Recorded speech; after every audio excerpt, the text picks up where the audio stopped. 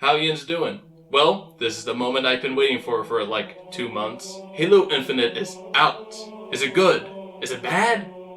I don't know. The first thing that happens is a space battle and Master Chief showing off his Street Fighter skills, so it's off to a good start. I'm apparently fighting some brute known as Atriox, but more importantly, there's a grappling hook. Congratulations. A pilot finds Chief and wakes him up. I see this brute talking about the Banished and how... Banished? Wait, who the hell is Atriox? What am I missing? What the hell is a Halo Wars? So anyway, the Banished were a group of brutes and Ajax was their leader. Oh, okay, yeah, that makes perfect sense. Thank you for explaining. The new leader of the Banished, Estrium, realizes that I'm alive and gets cocky. He wants to rebuild the ring and probably use it. Okay, let's say it one more time. If the Halo rings are Activated. rings, everyone.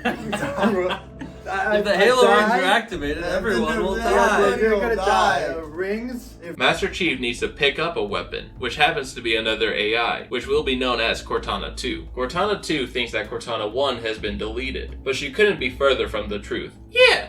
I played Halo 5. For the first time since Halo 3, there are boss fights. But for the first time in the Halo franchise, the game is open world. Now I get to do repetitive shit like capture towers, kill hard enemies, and rescue marines. I found a torture facility where there is a really famous elite who is really good at CBT, BDSM, you name it. I then find a Jag-off. I then found a dig site where I got a memory of when a monitor talked with Cortana 1, who is still evil and mentions about there being something worse than the Flood on this ring. I meet the Harbinger, a very kind lady who might be the final boss of the game. I go to a spire where another monitor, Adjutant Resolution, shows me the terminal and gets upset when I try to deactivate it. Well, it's not up to him what I activate and deactivate because he's dead. While trying to deactivate the spires, I finally got some backstory. Atriox attempted to get Cortana 2 and he attacked Infinity, and won. I get to another spire, but the Harbinger begins to hack Cortana 2. So naturally, Master Chief proceeds with a deletion protocol. Cortana 2 stopped the protocol somehow and is offended that I tried to delete her. There is a strong force being focused on a place called the Silent Auditorium, so naturally I go, "Can you stop being alive?" I deactivate a spire and the pilot that has been helping me throughout the entire game gets kidnapped. On my way to save him, I learned that Cortana 1 destroyed a Spartan training facility and everyone in it, threatened Earth,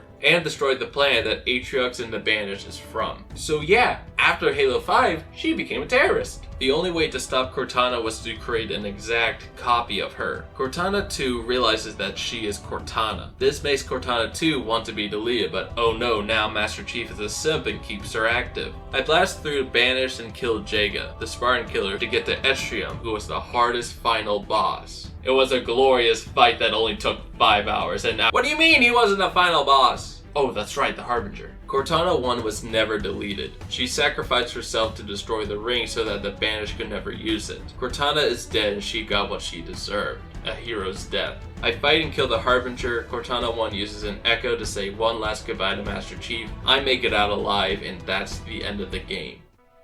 The wait was worth it. I can say without a sound of doubt that this is the best Halo game that 343 Industries has developed. It was a tremendous amount of fun exploring the open world of the ring, but to be honest, this game did not feel like an open world at all. Almost every mission was its own separate level and was extremely linear. Even the missions in the open world part felt linear, probably because I just followed the road to the next objective. The gameplay has been the best it's ever been. It could have been made better with dual wielding, but the grappling hook just added so much that I couldn't imagine Halo without it. There were other gadgets that I never used, like the enemy tracker, and I honestly don't know the rest because of how incredible the grappling hook is. Each boss fight in the game was fun in its own way. It was difficult to understand how a boss is related to the story, especially since most of them you first meet at the fight. All of them were also bullet sponges, especially Estrium, and they kill you in one hit. And if you die during it, you have to start from the beginning of the fight, which was just tedious. And then the story. Oh my goodness, the story. It was confusing at first, not because of missing information from other games, but because if they told you what happened to Cortana and why Second Cortana was made, it would spoil the ending. Just like I did with this video, haha, remember to subscribe. Cortana's sacrifice was so heartfelt and made up for the disappointment of her being back in Halo 5.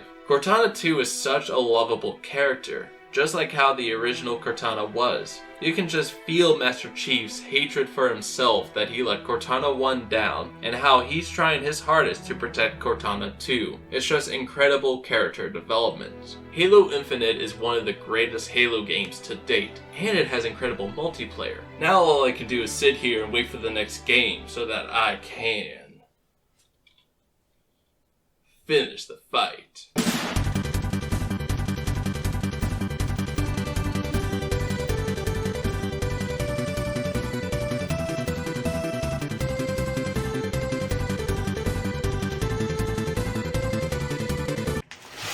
Hey guys, Scott here.